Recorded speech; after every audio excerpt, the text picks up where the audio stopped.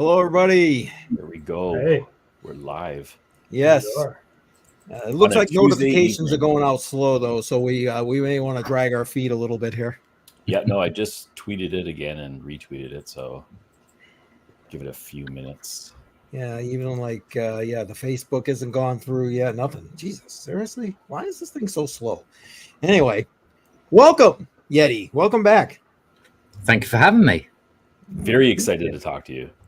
Since our it's been a busy couple of months. Yep.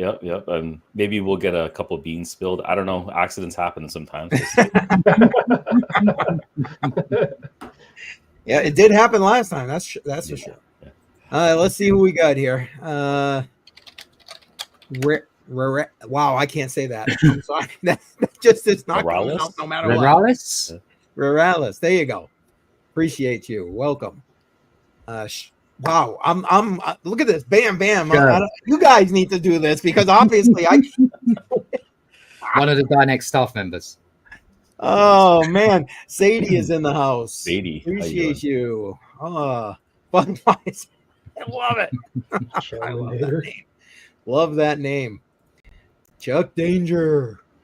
Appreciate it. All right, we got people in.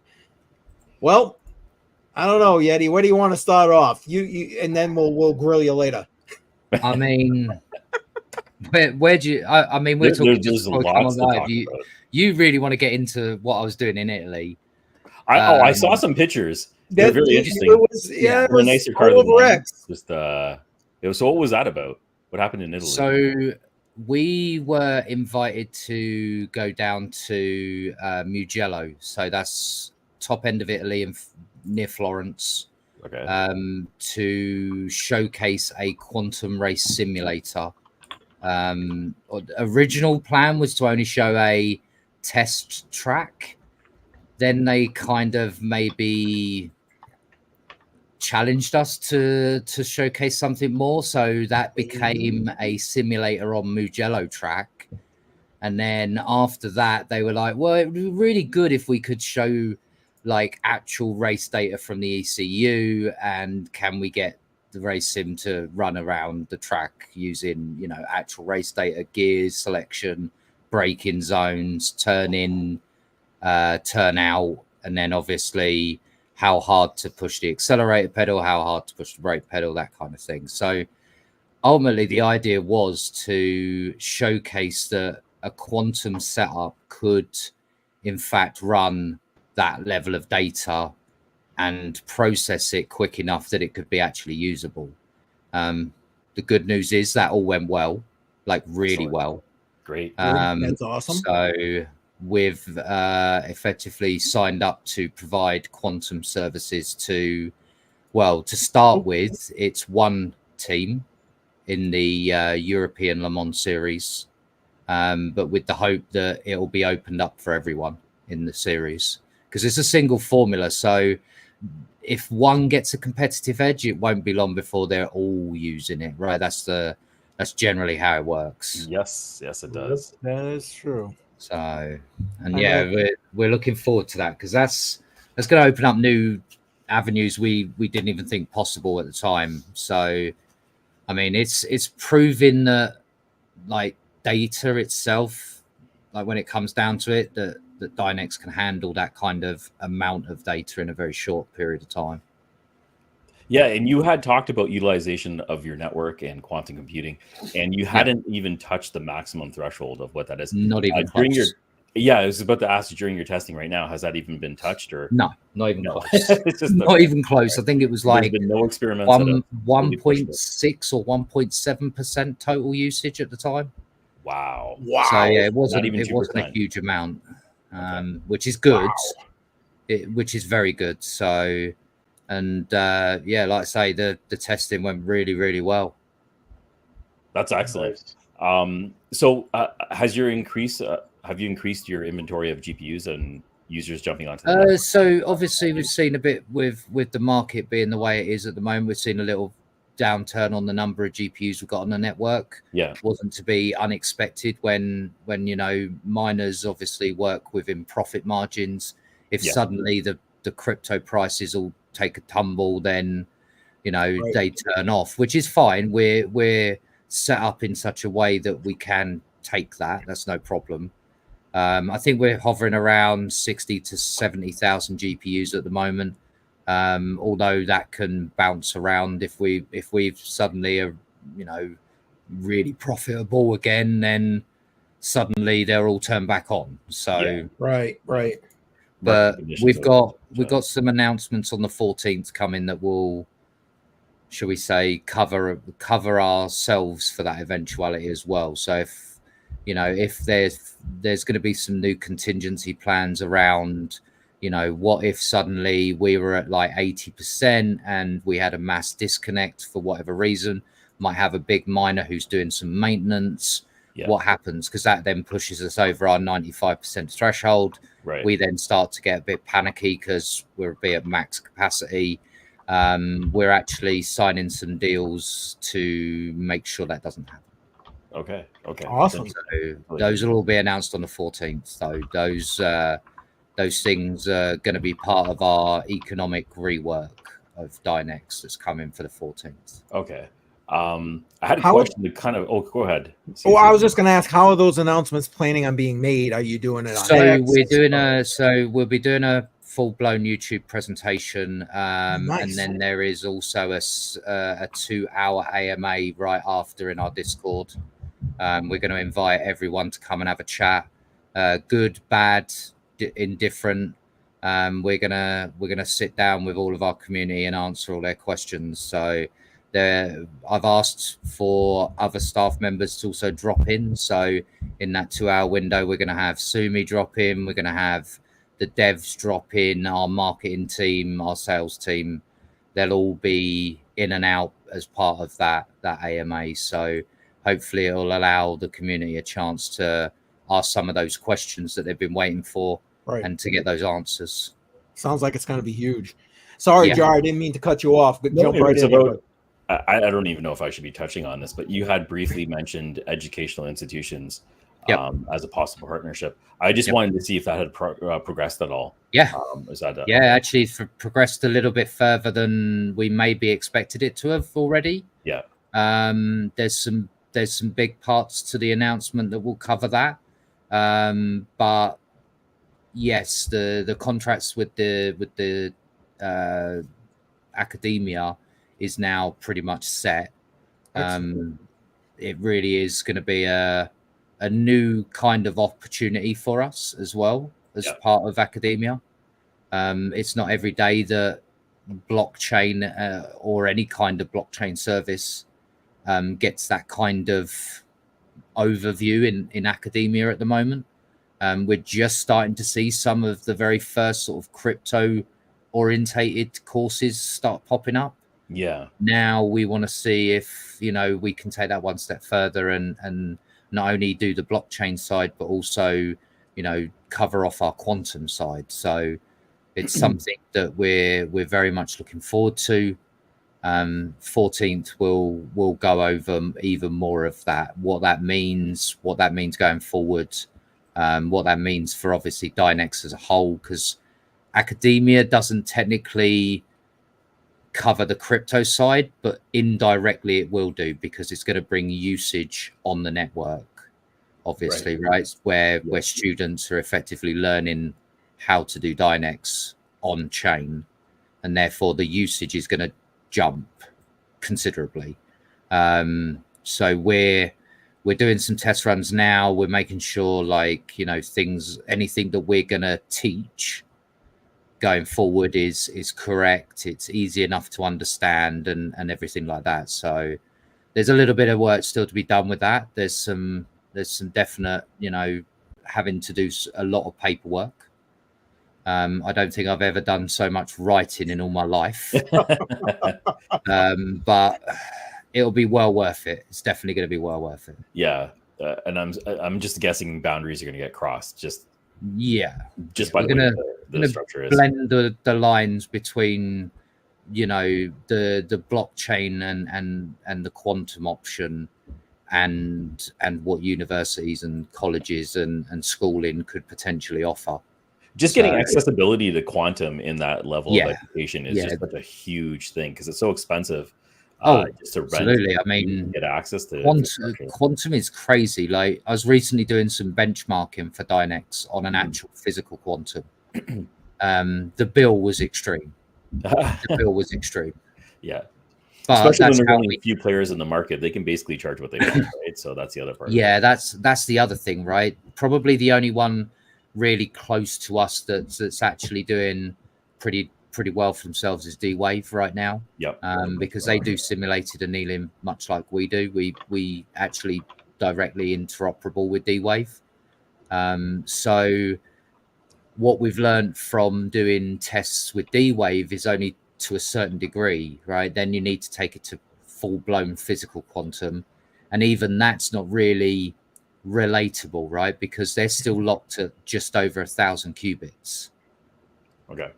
And that's a huge problem, right? We'll actually be covering off this exact topic on the 14th about how quantum going mainstream is such a hard sell at the moment for a lot of companies, right? Due to costs, overhead, training, not just training for using it, but actually training for developing on it as well. It's a lot. Right. And that's why ultimately we positioned ourselves to be that option of breaking that barrier. Yeah. And you also had talked about last time about you had talked about having resources available for people that are looking at developing into quantum. And we're in the process of building out our documentation even further. That's something that's on the cards right now. Yeah. That will go over in depth, and we'll learn some of this with the academia stuff, right? Because we're gonna learn what people's misconceptions around quantum are going to be. We're going to learn what they want to try and bend quantum to do, because we've found that certain things aren't good for quantum, but you can still potentially bend it to get it working on quantum, right? So computational fluid dynamics was that prime example, right? It wasn't really designed for quantum. We bent it a little bit to make it work, right? We had to build a translation layer to do that CFD data in such a way that it could be understood. So I think it's going to be the same again. We'll find some hurdles and some sticking points, but ultimately that's part of the learning process, right? I was just gonna say that's how you learn, right? Yeah. Oh, look, all of my staff have turned up. They're all turning around saying, if the boss is watching right now, I'm in trouble. Yeah, I probably am. How can you be in trouble? You haven't told us anything. You haven't leaked it. They already know what's going to happen. I'm going to start getting talking, and before I know it, I'll be giving away valuable information for the podcast. Yeah, I mean, like if you have drinks handy. Yeah. It's not crypto on rocks, but yes, that's true. That's no, funny. But I mean, academia is massive for us. Breaking into that area is huge. It sounds enormous, and like globally, it just sounds like just that one section alone just seems to be like you're not wrong. Like academia is something that I don't think many companies, let alone anyone in blockchain, has really ever tried to break into like that. So it'd be really interesting to see where we can take that. And that's just the tip of the iceberg of what's happened in the last couple of months. Like, there's been a lot ongoing. Obviously, we've got new partnerships. We'll be announcing who those are on the 14th. But there are a couple of new options that we've got coming. Obviously, Biconomy announced a couple of weeks ago that a couple of weeks ago now that they will be listing DYNEX. We actually are hoping that they might be able to deliver that just in time for the 14th. Oh, perfect. Which would be nice timing. We have been nudging them, I say politely. I think that's probably an opportune word for anyone who's ever dealt with an exchange. It's not a case of having to work at their own get it done. It's a case of having to hit them with a sledgehammer. They're hard work. As Mr. Financial Failure over there knows, exchanges and dealing with people in exchanges is hard work. Yeah. Yeah, I don't even know what to say on that because I tried. I'll just say that much, Yeti, but I mean, tend you've to work had out, I experience, guess. right? You know just some of the hurdles you have to jump and Yeah. navigate around, right? So And the obviously, cost. the fact that Cost alone Biconomy is already announced and they're going to be hopefully done sooner or rather than later. The good news about Biconomy is they're actually a full regulated US on ramp and off ramp. So That's good. for the first time in a long time, we will actually be able to open up for US customers to just go and buy and sell their DYNEX without a problem and having to jump through VPNs and bounce around half the world. Yeah. Right. And I'm assuming just the United States, that's just one huge portion that you're missing right now. Yeah, I mean, UK is another one, and Canada. They're all three of those are accepted with Biconomy, which is obviously a huge thing for us. I mean, I hate having to jump around to try and buy crypto. I just want to go on an exchange where I need to go and buy it. Like, that's the whole idea and concept around exchanges. Mm-hmm. But at the moment, with how legislation and regulation is going, it's making it very difficult for certain exchanges to be easily accessible now. So, yep, we're having the same problem here in Canada. You know, you mentioned regulation.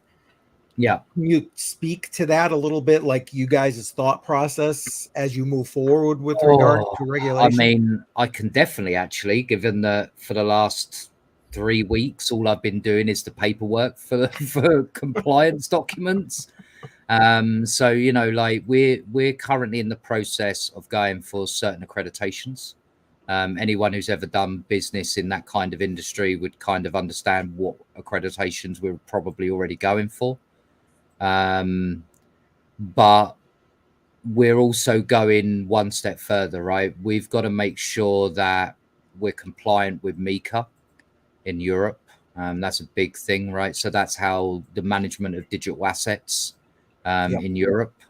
I suspect that down the road, the US will probably have something similar to MiCA. It's only probably a matter of time. The UK's already pretty much adopted most of MiCA already. So it's compliance is a pain, but it has to be done, right? Also, I don't know if you know this, but in the EU, anyone processing or computing over 600 euros worth of computation has to also be validated as well under KYC. So there's that as well, right? That's another thing that we've got to figure out and compliance wise, right? We've got our KYC supplier. We're already doing that now. But, you know, that was something else that most people didn't realize we had to do. Then you've got HIPAA for any medical data in the States. Then you've got the one over in California as well. They've got their own equivalent digital privacy policy. You've got GDPR as well in Europe. I mean, like, honestly, the amount of paperwork that we're having to get ready for all of this is quite extreme, but it's part of the process, right? We work out what we're missing. We go build those documents that are missing. We just finished up SIG as well, so that goes a big long way for accreditations. Yeah, the accreditations is probably the biggest and the most complex thing I've had to deal with in the last 6 months, to be fair. There's a lot. You know, how do you do a disaster recovery plan for a blockchain? Oh, God. Is that even possible? Like, it's so complex. We've figured out a way to get creative with it, but yes, it's just about possible. Okay. To have a disaster recovery on a blockchain. It's not easy because obviously if the chain moves on, we have to do something about that, right? How do we store a backup of all the immutable data? So we do take a regular backup of our blockchain data from one of our nodes just in case. And ultimately we have a procedure now, and we've tested that procedure of how fast we can have that resynced back to the network on our master nodes that we've got. We've expanded our master nodes as well to be centralized and decentralized now. That's a big thank you to our partners Okta. So they're going to be hosting a couple of our big seed nodes that will benefit us immensely. But ultimately, we just have to take backups and store those backups safe and securely. Who did you say your partner was? Octaspace. Oh, Oh, Octa. Okay. Yeah. I thought you meant the other Octa. No, Octaspace. Okay, Octaspace, right. With this regulation, I mean, does it seem like it's kind of forcing you to be more centralized? I wouldn't say that it is considered like pushing us into a corner. It's just that it's forcing us to have to think a little bit outside the box about how we word things, how we describe things, right? Like we have to describe a little bit more in detail what our network is and how our network works for that to be compliant enough. So it does take a little bit of creative thinking, but we're working on that. We have some great lawyers as well, to be fair. So yeah, I had a 2.5 hour long lawyer meeting this morning. That was a very dry meeting. Yeah. And a very expensive one at that. I was about to say they're yeah. It's just yeah, I don't look at the bill. I get them to send that to the finance department. You don't want That's to know. fine with me. It's fine with me. Yeah. Oh man. So one of the things that we talked about last time, and I thought was really interesting, is that you were working on quantum LLMs, and it was being developed at the time. Just curious to know on the progress of that, and if there's anything like that going to be introduced in the near future, or is that still a ways out? I would say it's more like it'll be introduced probably by the end of this month. Soon. Okay. It's in the final testing phase now. Wow. We're going to release it in stages because each stage needs testing and thoroughly like actual Q&A. Like we got to actually do some testing on this in real world scenarios with real use case, with people hammering the hell out of it. So the first one will be a code generator. If all goes to plan, within a month or two, we'll have our proper full GPT up and running. Another couple of months after that, we'll have our generative art part probably working. Wow. Okay. So we're going to roll this out quite fairly quickly. But each step of the way, we have to verify our data. What our biggest concern is obviously, what we would call hallucinations on GPT style systems, right? Where you run out of number of tokens or the short-term memory, and then it can't remember anymore. So it loses what it's had to do and starts again, right? That's why most people will hit that point. They'll save their document or whatever they're working on, open up another chat GPT, paste it in there and carry on from that part, right? Ours is set up in a way to handle almost 5 times the number of tokens. Okay. Because of the quantum variance, right? We're able to scale that much bigger. So the tokens will be, like say, roughly about 5 times bigger. And that's going to be huge, right? Like the biggest problem with ChatGPT is you can't really have a long conversation with it because ultimately it's going to forget. So yeah, I've had that issue a few times, just running through question after question. Yeah. Okay. And then obviously you know that as soon as we start saying, oh well, it's got 5 times more short-term memory, you can do reinforcement learning or transfer learning, which is the same mechanism that a short-term memory goes over to a long-term memory. I mean, the logical step is next to look at something a little bit more than just basic AI. What more can we push through it?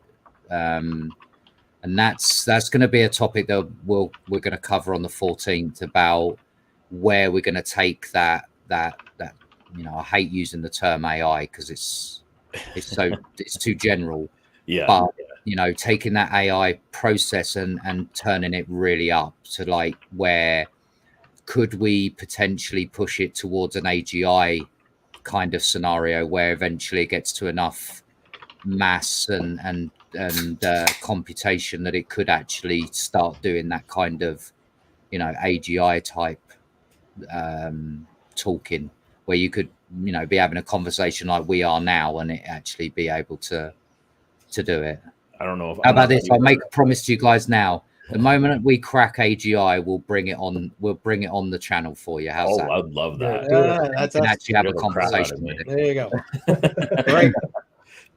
AI is already scary enough, and I like that you're looking at different ways to differentiate DYNEX from the competition. There's a lot of AI doesn't scare me nearly as much as what we announced a few months ago, where we partnered with a robotics company. Okay. That scares me a lot more. That scares me a lot more. Yeah, the two together. A quantum-powered robot that can think for itself.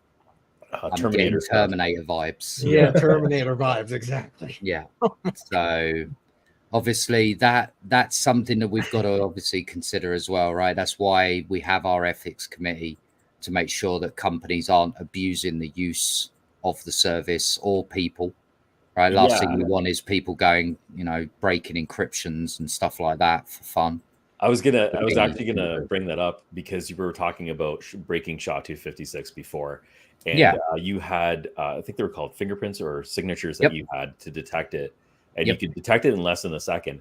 But I was wondering, how frequently are you seeing attempts like that? And we maybe see 1 or 2 flags a week for something. So now that doesn't necessarily mean that it's bad, right? It just means that it's triggered one of our verification phases, where we go, hang on a minute, that's got very similar attributes to something else we've seen.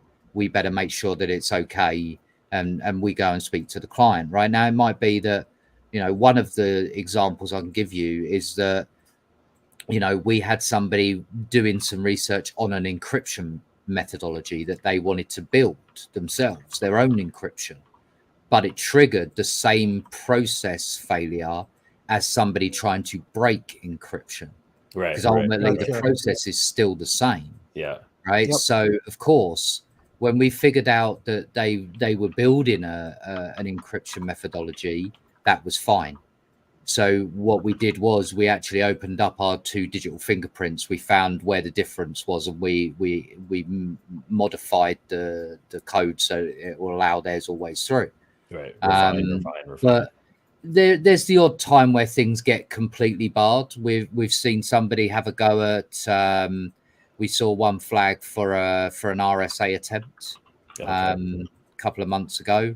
But ultimately, that's what the security system's there for, right? To make sure that stuff doesn't happen. Yeah, and I can just see that just as you grow, that's just going to become a bigger issue, right? Because, it's the same as the fingerprint technology is being rolled into the LLM as well. So the idea is that if you're running a GPT and you ask it to give you, I don't know, the chemical makeup for a nuclear bomb, it's not going to give it to you, right? Do you know what I mean? That's the sort of thing you don't want it to be handing to people, or like, you know, please supply me a 3D print for a gun that can't be traced. That would be devastating, right? There's so many dangers to opening that just up without at least some basic rules around it, right? Because there's also so many different variables of requests that are going to be made. You can't just presume so many of them, right? There's going to be a threshold. I suspect that when we open up DYNEX LLM to the world to be used, I suspect that the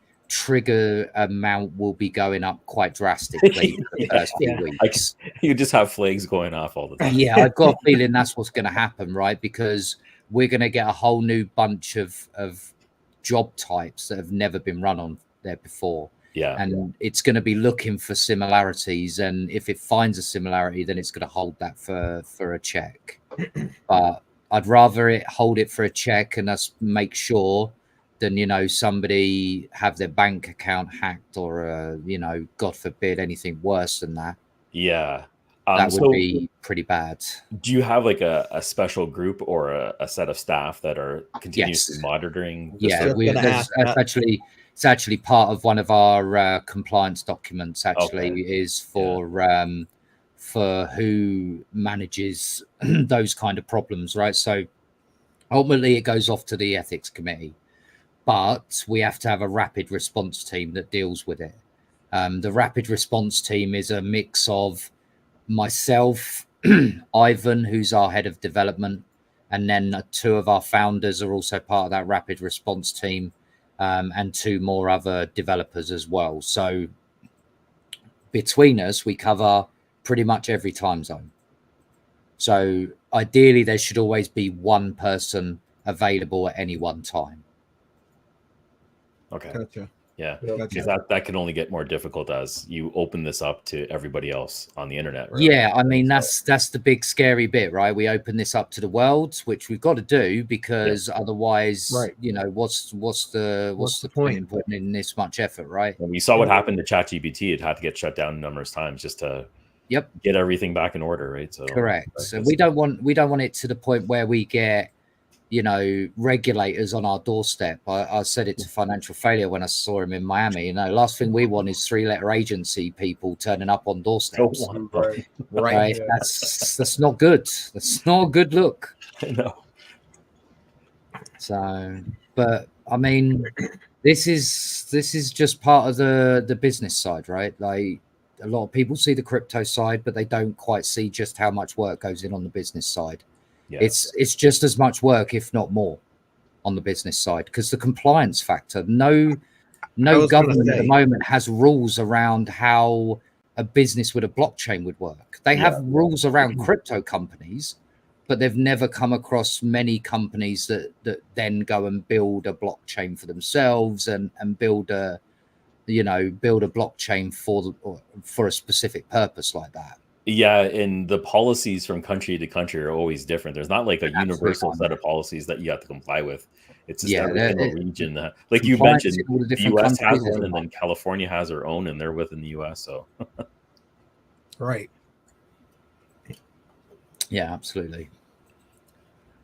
But I mean, I know that you guys had some questions around, you know, obviously Italy. Was there any other questions that you guys had for around what we talked about last time? Because I know that you said that there was a few extra questions that you wanted to. Yeah, I think John rapid fired them at you there for a second. Yeah, I had most of them. You had talked about the Enigma fund. There was a recent strategic partnership that you had started up with, and it was supposed to open up some doors. I'm just curious if any new partnerships or relationships were developed out of that, or is that an October 14th thing, and I shouldn't be talking about it at all? I'm so going to get in trouble. Okay, so I'll just leave it. No. We don't want to get you in trouble.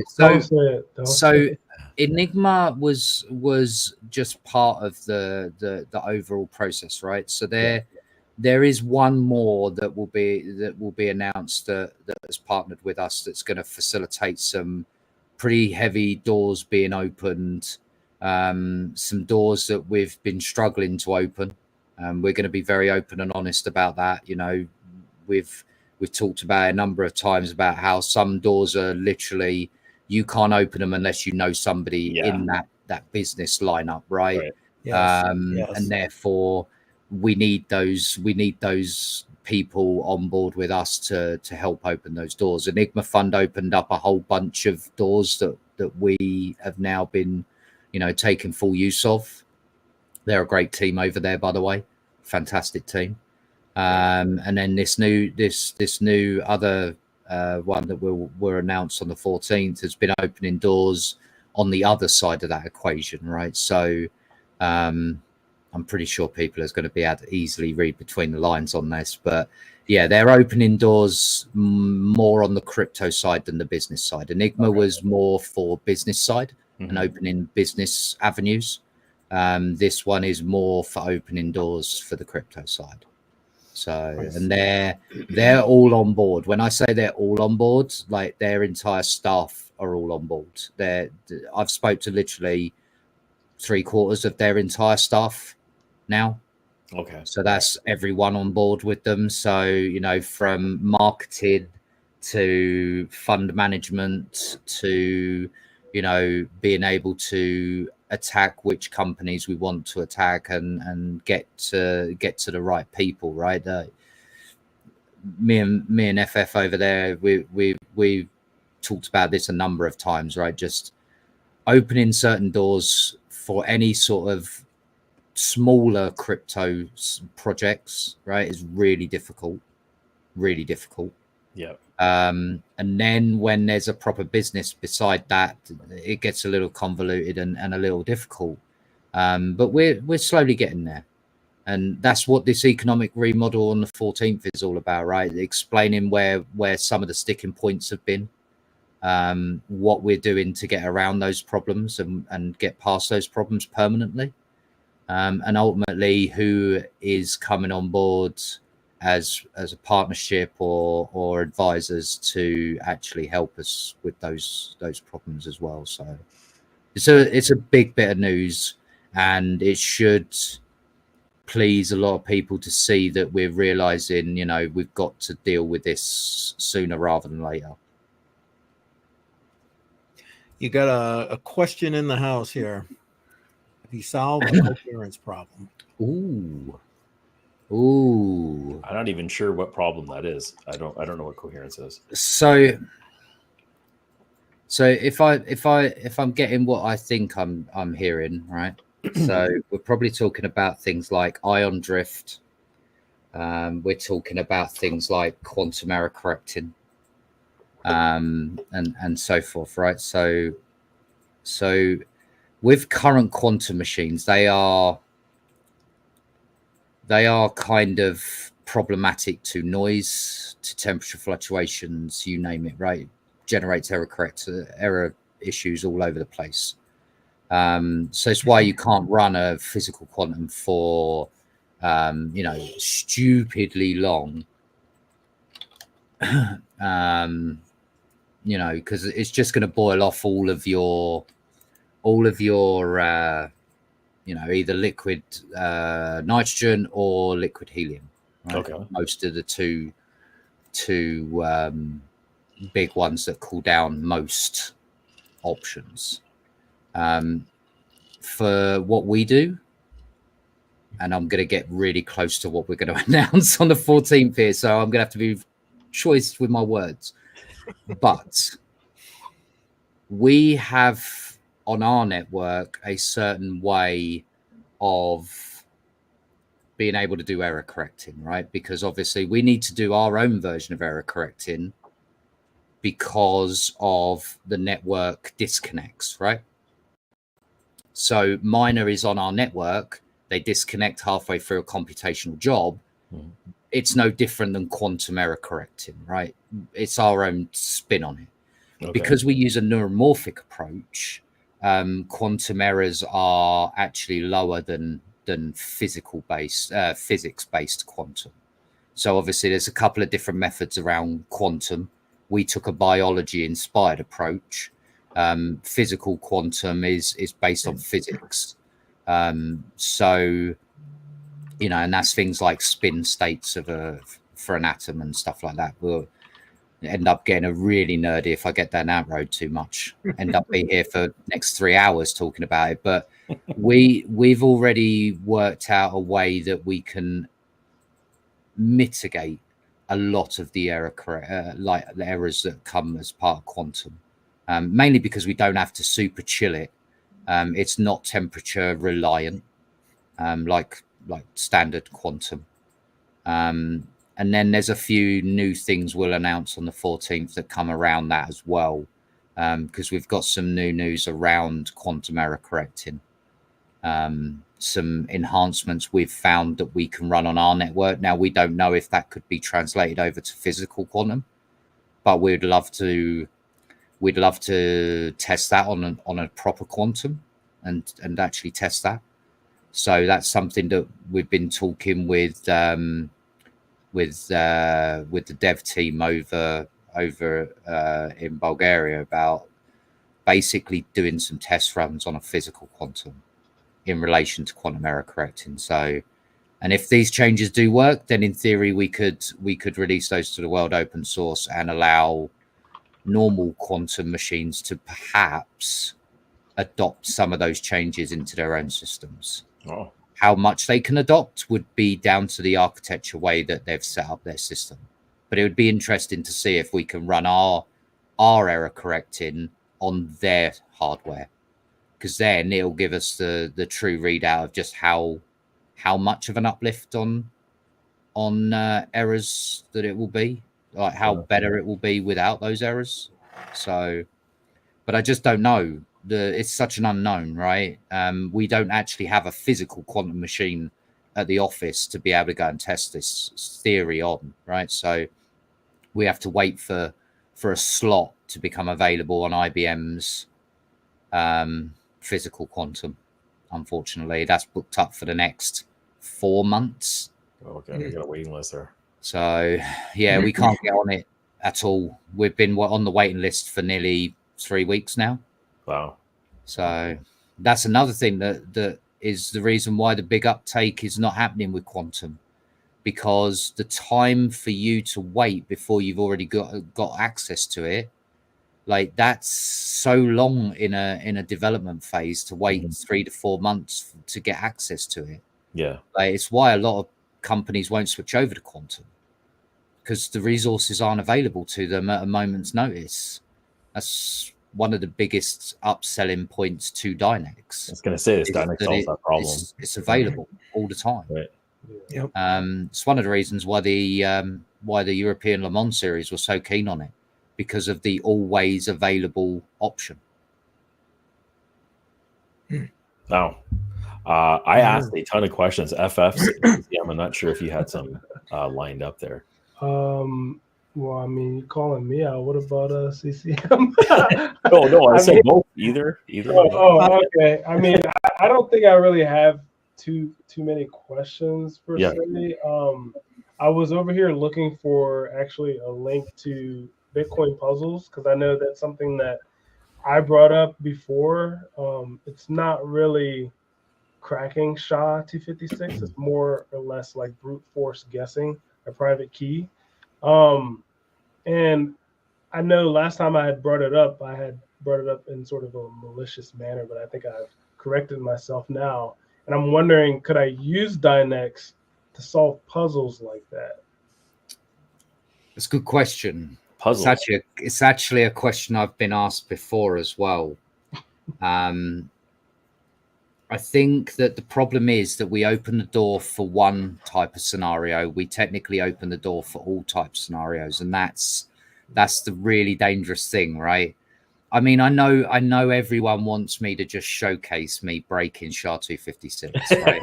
I know for a fact that is ultimately what everyone wants to do. But I mean, had we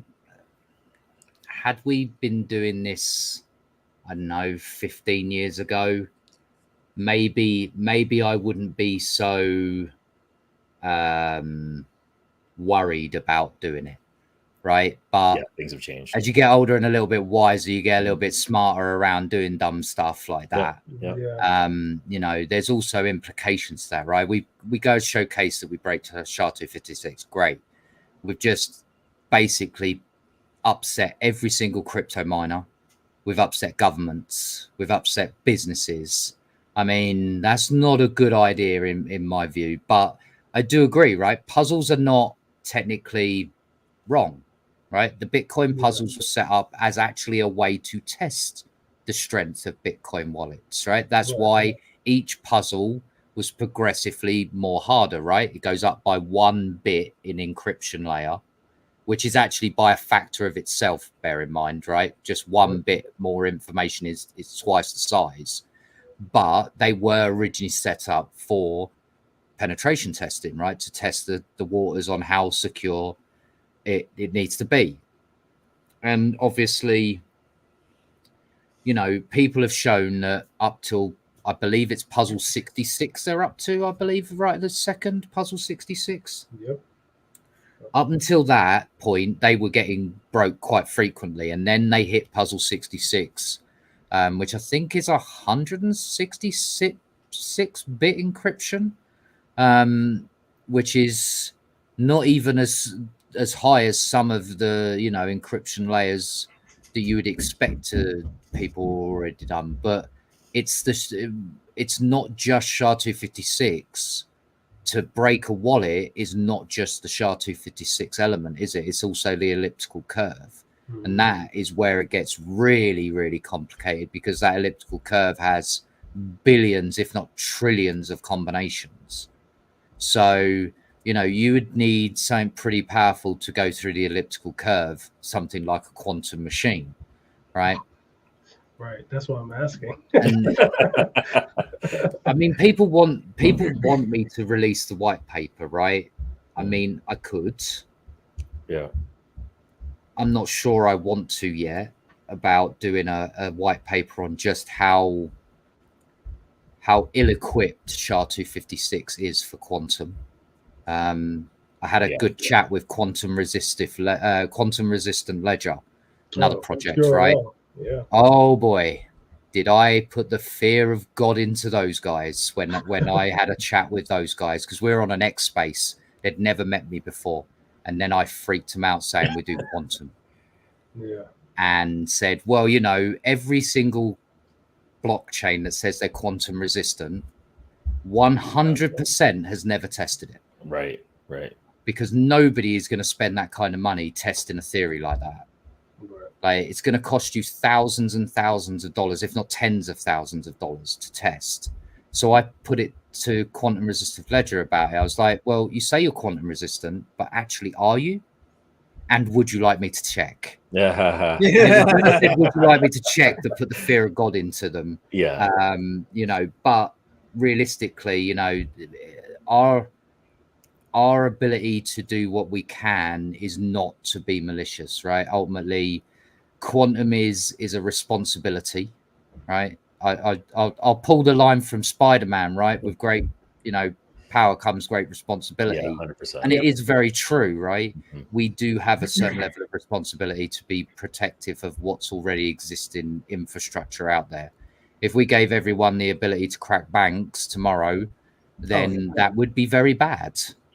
That would be very bad. And that's not what we're ultimately wanting. So that's why the ethics committee exists.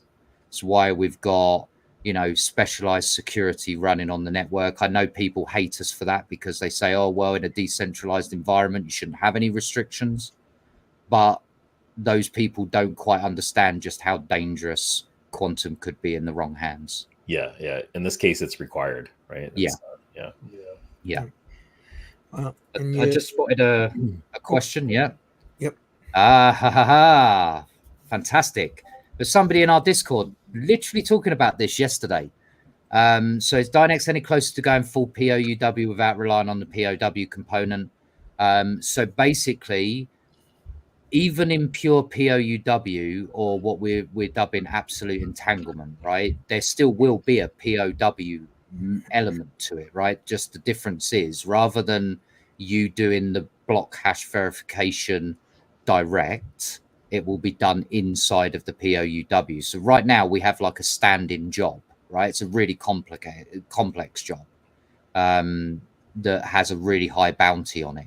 So if you manage to hit the nail on the head on that, you get 100,000 DYNEX for a reward. That's a lot of money. Wow. But that's a client that's put that up, not us. That's an actual client that's put that up. However, we think that once that's finished and we've finally nailed that one and somebody wins the reward for that, the standing job will become PoW. Right. So when you're not doing an actual PoUW job, you're effectively be on the quantum side doing the PoW block verification. So yes, we're still working on that. We're still ironing out some problems with it. I believe it's testnet 3 now. I believe we're up to. We'll probably open it up on probably testnet 6 to a few select people, and then testnet 7 will probably be where we open it up for everyone. So we're still a bit away from that yet. There are obviously a lot of checks that need to be done before we do this, because this will be the very first of its kind when we do it. Being first has its benefits, but it also has plenty of disadvantages to being first, right? There's no guides, there's no one to go and seek help from. Like, there's no one. So we've got to do this every step of the way, and we've got to do it right and methodically, because this is a lot of money we're talking about, right? If we stall out our chain, or we cause like all of everyone's funds to go disappearing off because we've screwed it up, that's not what we want.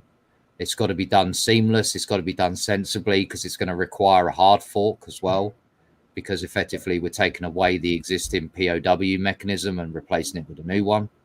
So that will require a hard fork. That's got to be tested. You know, the hard fork transition from existing DYNEX solve to full PoUW DYNEX solve. That's all got to be tested.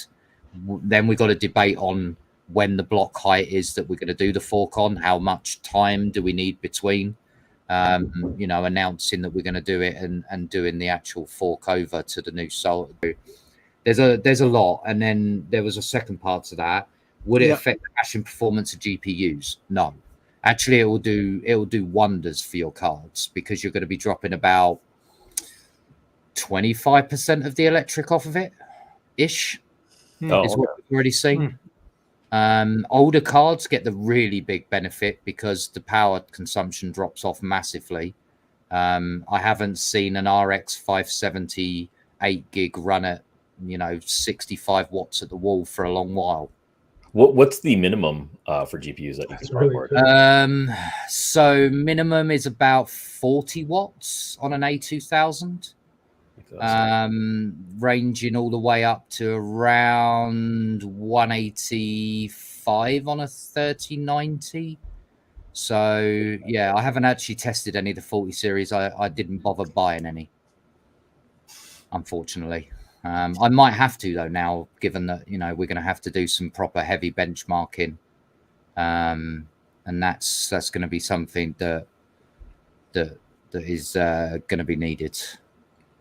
Your Explorer also shows the amount of GPUs and the different GPUs that were available, right? So you can kind of cross. Rude puts is saying an RX 470.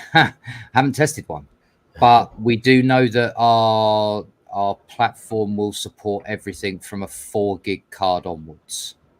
So it's still available to people, even if they don't have huge amounts of money available to them and they still want to get in on that. That's the whole idea, right? That's the whole idea of making sure that we weren't using a DAG size similar to Ethereum, where you effectively get rid of the old cards as they get older.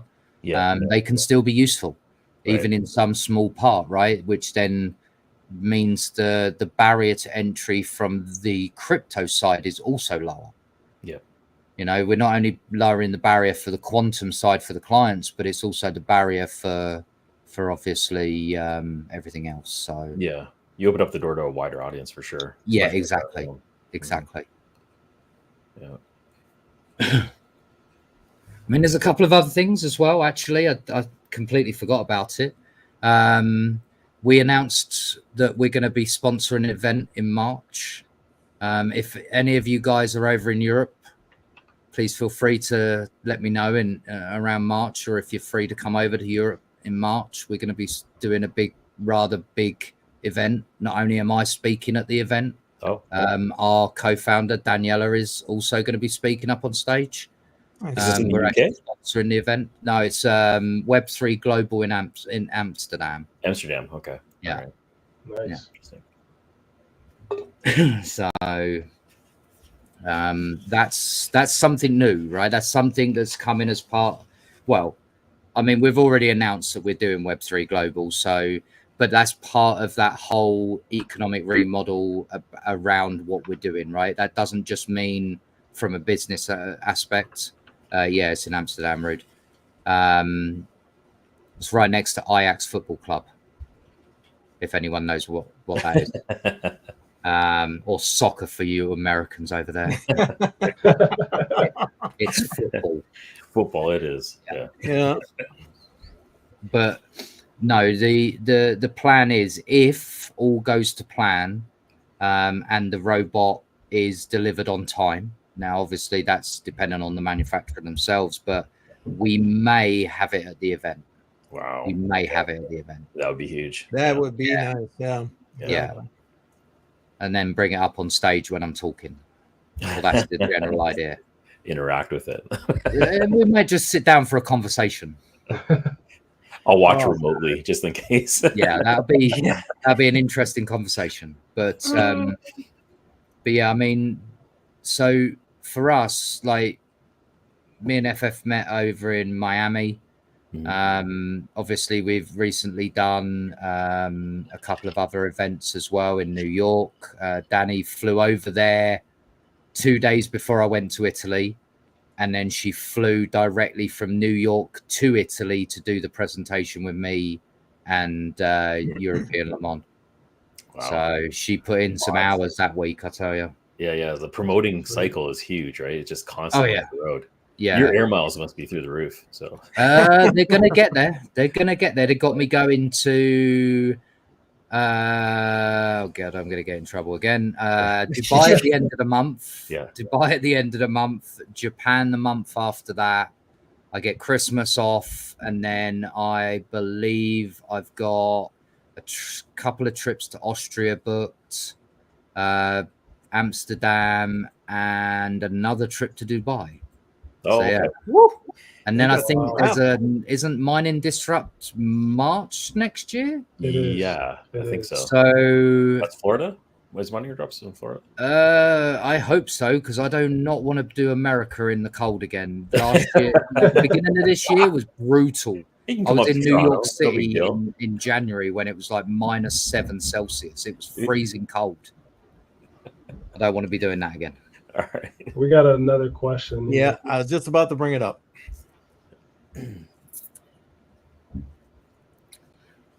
Right. It's a good question. It's actually a very good question.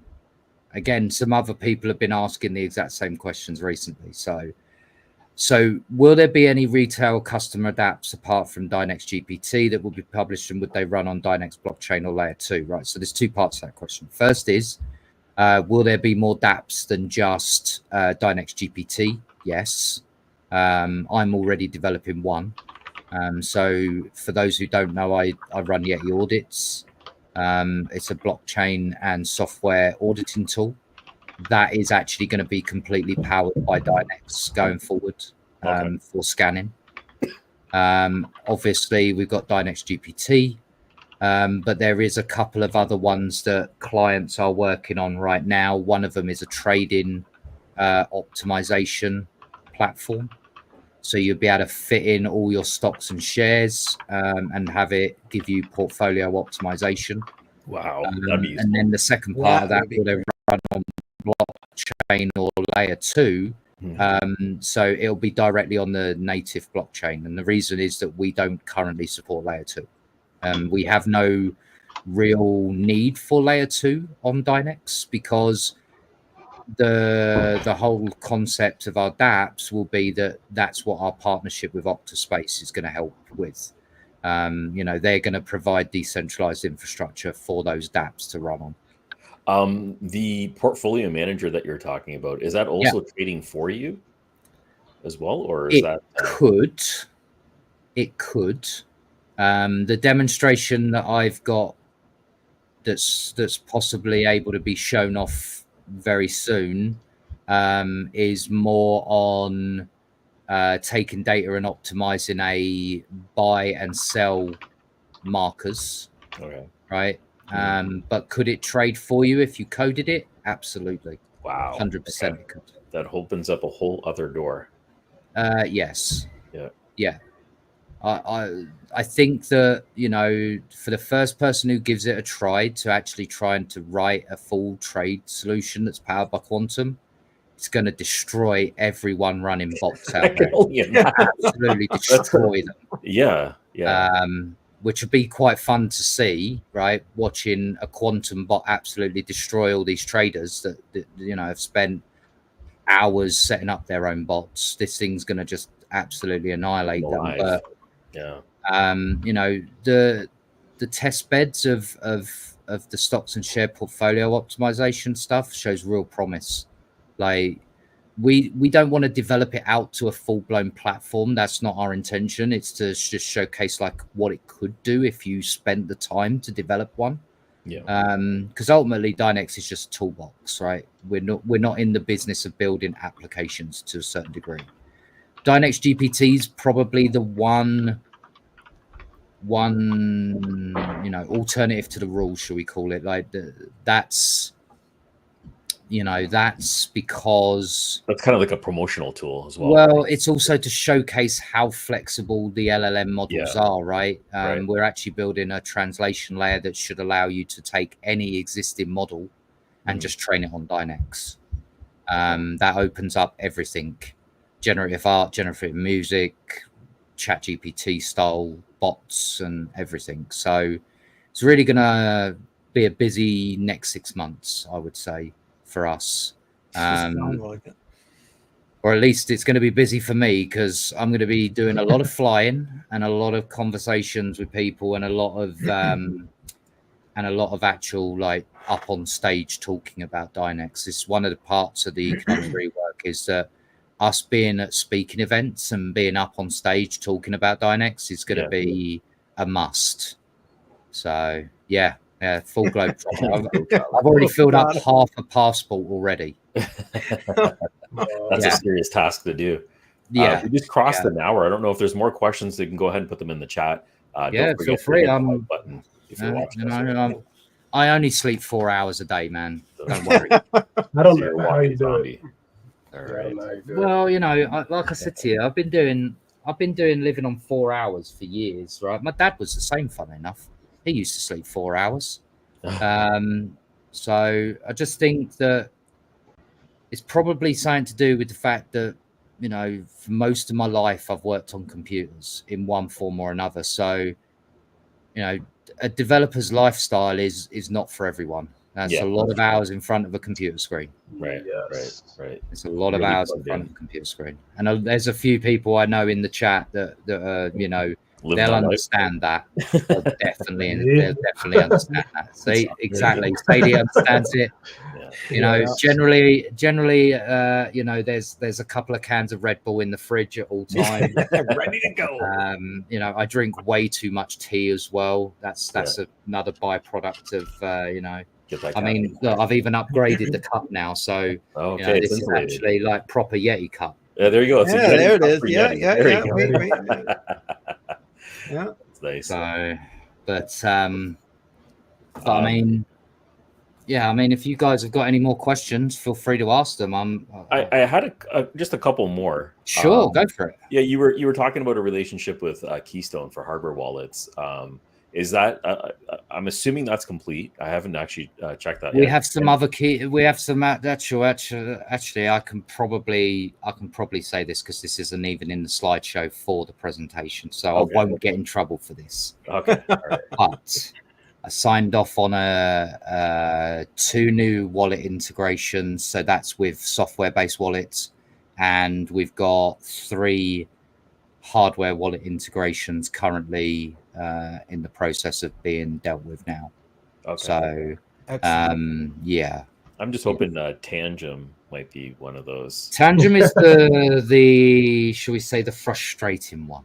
Oh really? Okay. Wow. Really? Yeah. I assumed that they wouldn't be. However, they announced that they were going to do DYNEX. Then they pushed us back by 6 months, and now they just dropped us off the list with very little in the way of actual explanation. Oh, really? Okay. So I have no problem with the Tangem team. I actually think they're very good at what they do, right? Yeah. It's just that there's obviously a reason for why that there is a problem. Okay. I mean, DYNEX supports offline signatures, so technically any hardware vendor can integrate DYNEX offline signatures. That's like very basic crypto wallet technology, offline signatures. They've been around since 2014, 2015 ish. So it's not new technology, but obviously it's dependent on their framework that they're working on. So I've got a feeling that Tangem probably need to do a firmware upgrade. Got it. Okay. And therefore they're either waiting for their next big firmware upgrade to then support it, or there is the option of the wrapped token. And that's going to be a big announcement on the 14th. Everyone's been waiting for it. Yeah. It's been a long time working on it. It's been 3 months since we announced it. But it was to do with the fact that audits had to be done. Okay. We didn't want to take the risk. Bridges scare the hell out of me. Yeah. Right? Bridges scare the hell out of me. Because how many bridges have we heard get hacked in just this year all alone? The time. right? All the time, right? So we didn't just contract out my auditing firm to do an internal audit, because there's an agreement in place with Yeti Audits to do all DYNEX internal testing and auditing.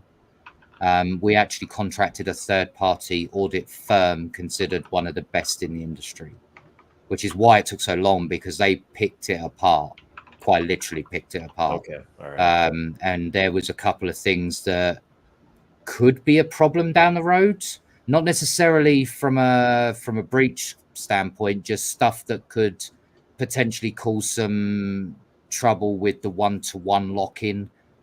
When you're doing the transfer over the bridge, could stall out the mechanism. So, you know, we went backwards and forwards to iron out any issues and worries that they had on that. And yeah, their audit is now come back as clear, happy with that. And now I guess the 14th, I will say it, that on the 14th, people will get the final date of the release for the wrap token. Okay, that's great. Yeah, you can't be careful. Technically, Tangent could then support DYNEX straight out of the box, because they could just take the wrap token instead. Got it. Okay. So there's going to be no details on what network you're going to be using until the 14th. No, I could tell you which network. No. What if I don't want you to get in trouble either? Spoken about publicly. So to start with, the very first network will be Ethereum.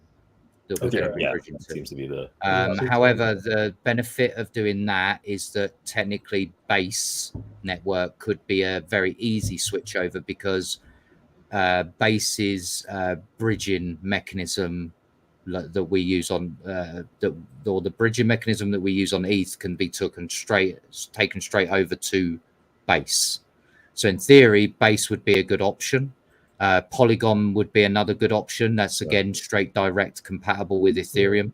And then there would probably be, given that Octaspace is a partner and they're also ETH hash based, it would be a fairly straightforward switchover process for Octa as well. Great. The only difference with Octa is obviously the wrapped token. I don't know if they're quite set up for layer 2 yet on Octa. Got to do some checks on that to see if it's possible. But I would love to have a bridge to Octa so that we can do DYNEX to Octa, Octa to DYNEX, because there's already really close partnership there. We talk on a regular basis. We do AMAs together. We recently did just an AMA, what was it, 2 weeks ago? Just before I flew out to Italy, actually. We were doing an AMA with us, Octa, and Cubic, which was an interesting sit-down chat. So, did FF have to jump off quickly? Yeah, he had to jump off. Yeah, but it looks like he looks like he's popping back in for a second. I don't think he meant to jump off that abruptly there. He does have to go soon. Yeah. Did you want to? I know you got to go, FF. Did you want to jump in with any question or anything before you go?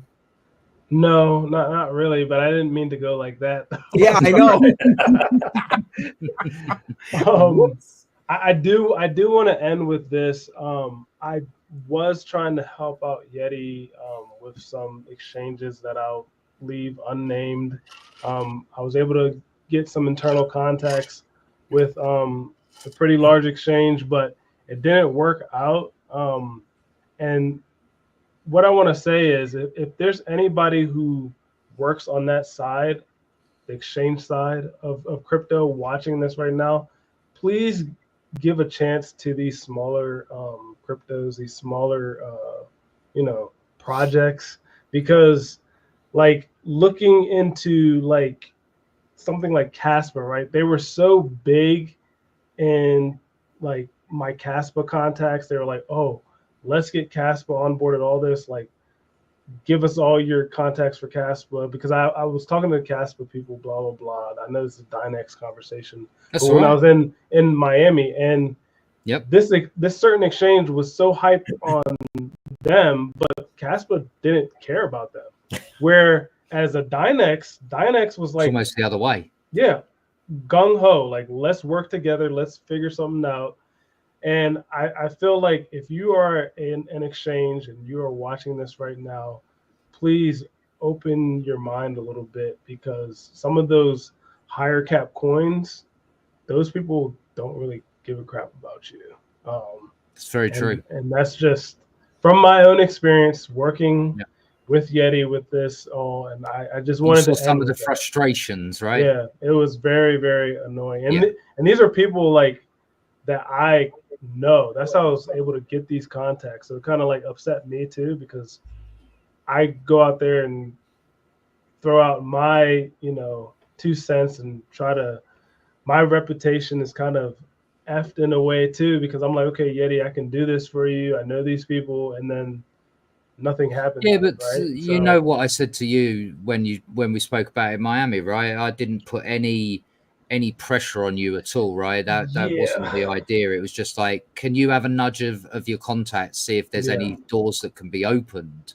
I'd love to have a sit down conversation, because like we've had conversations with a few different exchanges, and with some of them, it's not so much they're not wanting to list DYNEX, it's just they don't quite understand DYNEX. So I get into a meeting with them and an hour goes by, and then suddenly it's a very different conversation.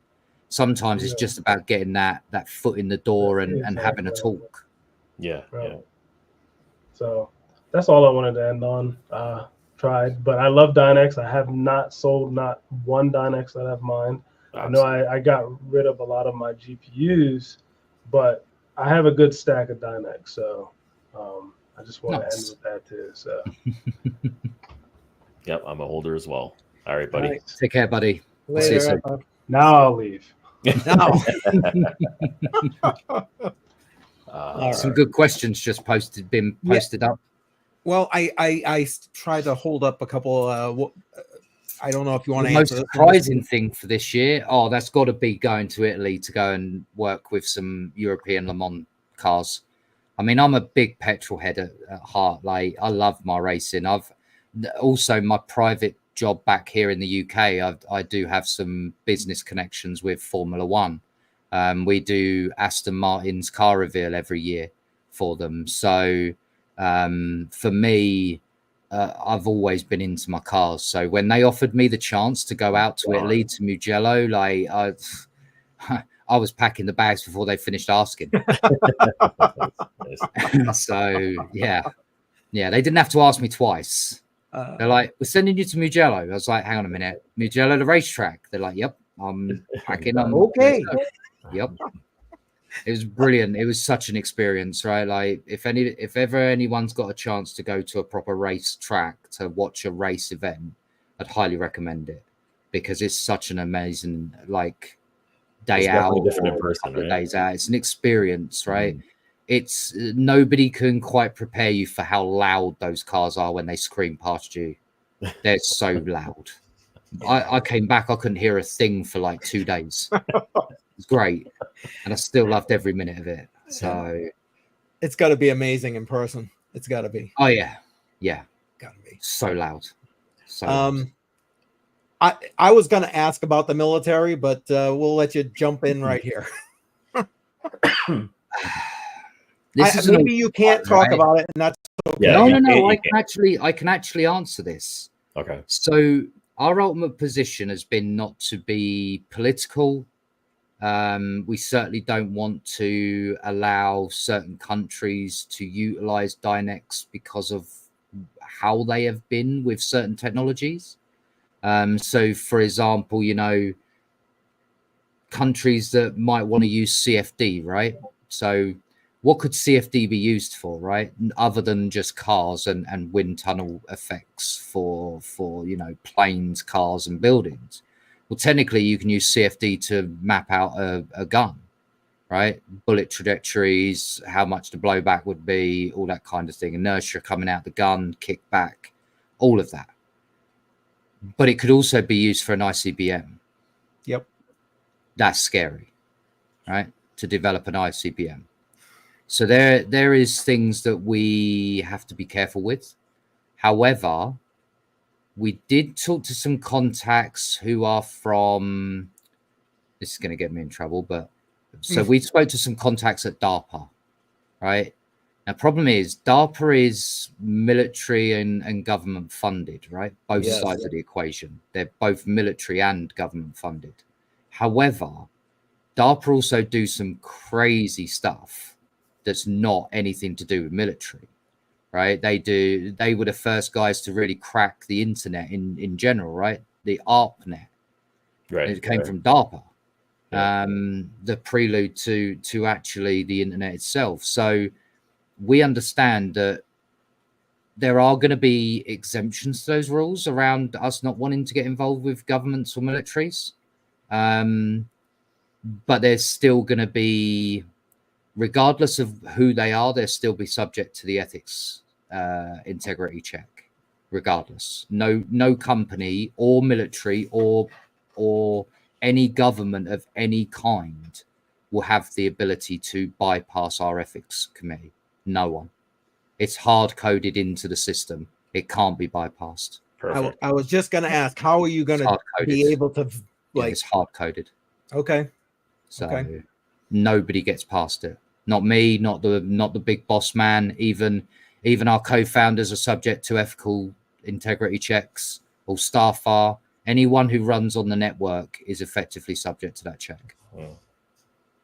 So, well, I got to say, I like hearing that. I'm just saying. Yeah, it's important to us that we have some ethical integrity around this, right? Like, otherwise, it means that going forward, things like decentralized compute will have issues if people don't have the integrity. They'll clamp down on it really hard, and that'll be game over for everyone.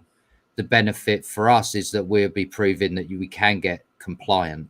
It's just that we have to get creative with some of the wording, right? Because distributed network is kind of okay to use. Blockchain is not, from the business like documentation, right? So we've found that there are certain words we have to use other than blockchain and crypto.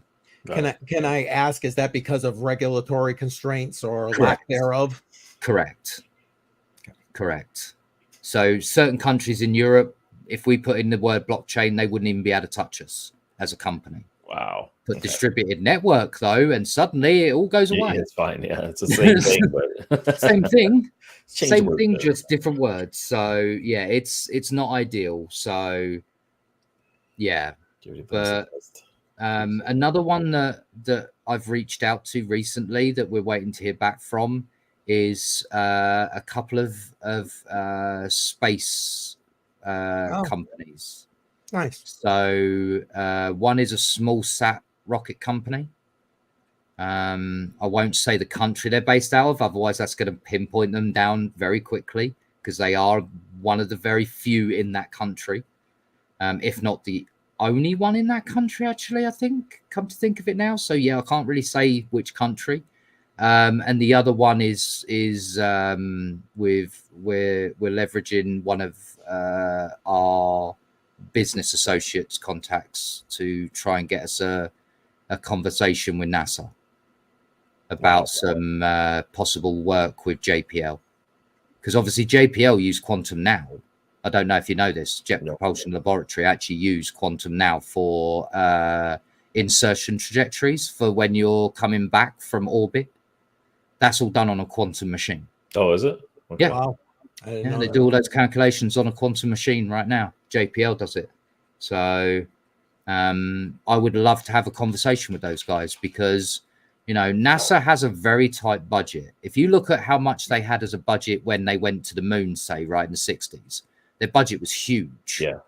Right? If you look at their budget now, it's less than 1% of what they used to have. Oh, geez, that little. Okay. It's really small now. Wow. Really small. Okay. And it gets smaller every year, right? Yeah. So the biggest potential for us right now is if we walk in there and go, you can have all this same technology you've been running for years, but at a fraction of the price. Suddenly, we might be able to get that conversation with them, right? Because if they're tight on budgetary constraints, that's the right time to be approaching them.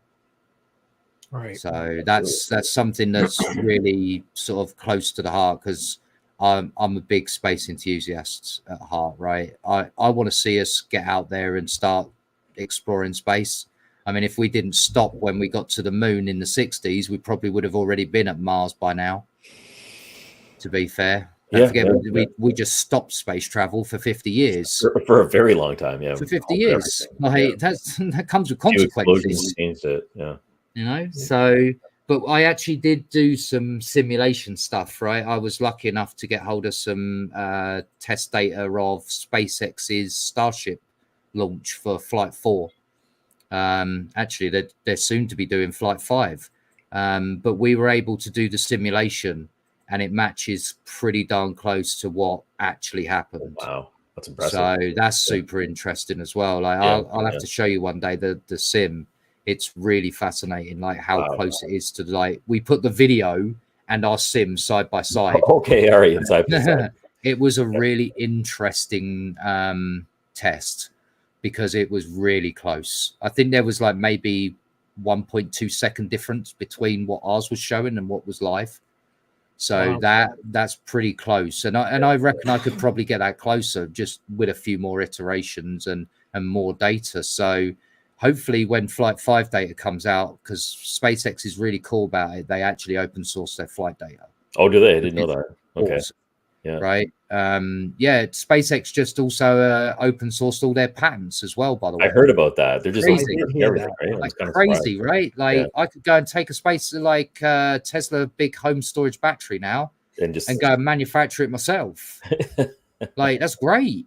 Really is great. Like it goes to show that open source is really good for that kind of scenario. When he said that, I wasn't actually sure if he was going to open source everything. No, they did it. They did it. It's crazy. Like, big respect to a company to do that, right? Because patents are really the protecting factor of a business, right? That's your bread and butter. That's what's earning you the money going forward. Yeah. So to open source those and say, no, we want the world to use it. That's big. That's big. I mean, it could only come from, probably one of the, wealthiest men on the planet, because you're going to be eating a lot of your profit margin at that point. But I just think if he truly is about what he's trying to do, which is, push the boundaries of what human capabilities are and technology, open sourcing is probably the fastest way to do it, because you're effectively crowdsourcing your development. Yeah, absolutely. Accelerate it. So, we've found with, SpaceX uses iterative design methodology, right? We do the same at DYNEX. We use iterative designs. Why, 3 months ago when we were rolling out new updates, right? You saw update after update, literally every couple of hours, there was an update coming out. It's since slowed down a bit because we're now working on the LLM.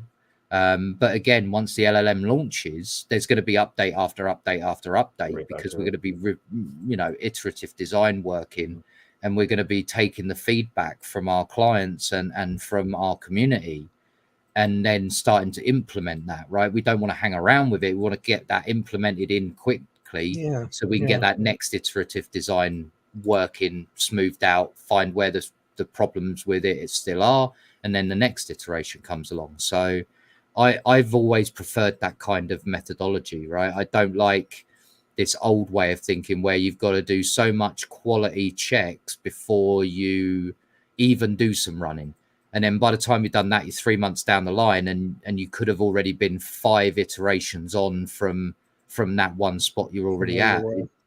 It doesn't really work. And then obviously throw into the fact that we've got a crypto side to the equation, and people don't want to, wait more than 3 days for something to happen. It puts a lot of pressure on our shoulders, right? But it's one of the reasons why we've got some of the best minds in the industry, I would say, for our devs for that side. Ivan and his developer team, right? And on the 14th, I've actually asked him to be at the AMA. He's going to be there with some of his dev team. I've asked him to be there because I think that he should be the one to announce the development changes, right? Because that's his team, that's his department, and he deserves all the credit where credit is due, right? Like the whole team does at that point, because they've pulled out all the stops to make sure that all these economic changes and things that we're implementing are going to be ready almost on the day we announce it. So that's a bit of pressure there, right, to get everything. Yeah, there's nothing like putting pressure on. That's why I'm losing my hairline, and going great. Yeah. 12 months ago I had half decent hairline. Yeah, just shaving away. Do you got any more questions there, CCM, on your side? Well, only one related to, you were talking about all the stress with regard to the, regulations and all this stuff. Where do you see yourself falling as this expands, on the business side of everything, or on the play with the quantum computer side of everything?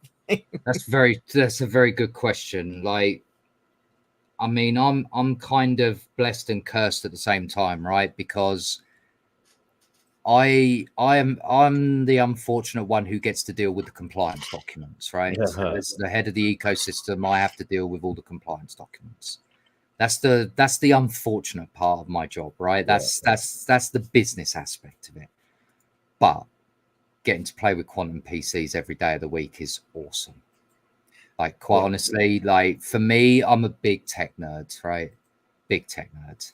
So to get to play around with that kind of technology in an environment that, is infinitely scalable is so new that it's taken a lot of time to explain that to people, right? DYNEX has infinite scalability, whereas a physical quantum just doesn't. Because once you build it, you can't scale it anymore. It's locked. Mm-hmm. Like, you got to basically scrap it and build a new one. Build another one. We don't have to do that. We just add more GPUs. Yeah, a very interesting way to build it out. Or maybe something else. Okay.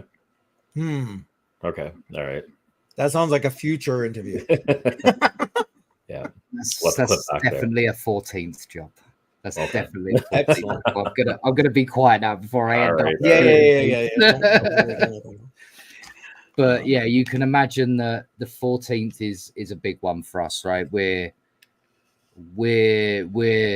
really gonna push what is a business with a blockchain and a crypto business, to the point where realistically we're just a business with a service attached to it. We don't want it to be looked at as, it's a distributed network, or it's a blockchain or anything like that. We're effectively quantum as a service at that point. Quantum as a service. Okay. Wow. Yeah. I like hearing that, quantum as a service. So we have big news coming up on Monday. That's Monday, right? October 14th. That's Thanksgiving in Canada. See, Sherm knows, because Sherm starts, so he knows what's coming on the 14th. He knows how much I have already been stressed out about this. Like, this is big, because I'm sure I'm not going to please everyone, right? Yeah. Not going to please everyone. And I suspect I'm going to be dealing with some rather upset people, I'm sure, that don't quite see the big picture. But that's what the AMA is there for, right? Like, so that we can get it all off our chest, we can have a conversation, and we'll explain it in a way that makes it easy for everyone. Sure. I'm looking forward to that. I can't wait. Feel free to drop by. Is that going to be broadcasted on YouTube? Is that where you're... We're going to try doing a complete simulcast, right? So that's Discord, Telegram, and YouTube all at the same time. Discord, Telegram, and this. So it's going to be an interesting one. Would the main place be your Discord? Is that where we want people? Yeah, that's where all of it will be hosted from. Okay. But we'll restream it to YouTube. I might try and get it on X if it'll stay stable enough for long enough. Because X's service sometimes can be a little hit and miss. I find that in a lot of spaces that I'm in. Like, sometimes you just spend 10 minutes trying to get in the room. So if we can do X, we'll do X as well.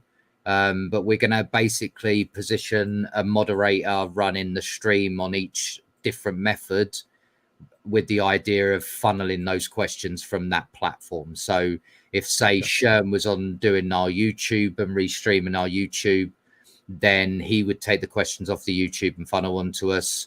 or we've got, you know, like somebody like Rabarul on our Telegram.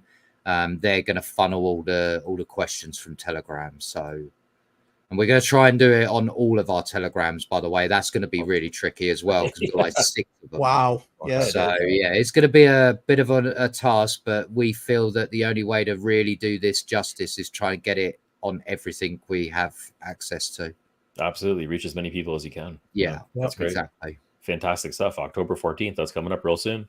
Oh, yeah. Yes. Very soon now. Yeah. I know, right? It's like a few days. Yeah. 5 days away now. Oh. Well, 6 days for you guys. You're on the other side of the pond, so I'm already next day. Okay. Oh, it's got to be late for you. Anyways, we should wrap this up. It's already been an hour and a half. I didn't realize. Yeah, it's all right.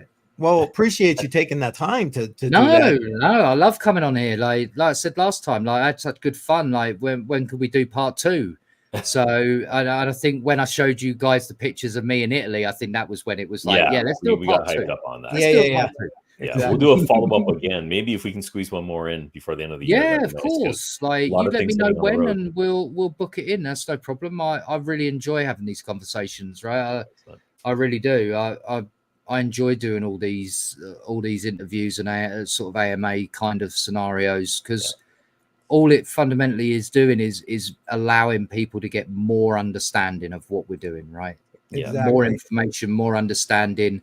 More understanding leads to, you know, better choices when you're either investing as buying the coin or whether you're going to go and mine it, right? Having more information gives you that ability to have clarity with what you're choosing to do. Huge educational experience for me as well. Yeah, like I really enjoy it. And I appreciate having you on. Thank you very much for joining us. No, absolutely. Anytime at all. You want to wrap us up then, Jar? Thank you for joining us on the Matrix Money podcast. We'll see you next Tuesday. Take care, everyone. All right. Take care. Bye-bye.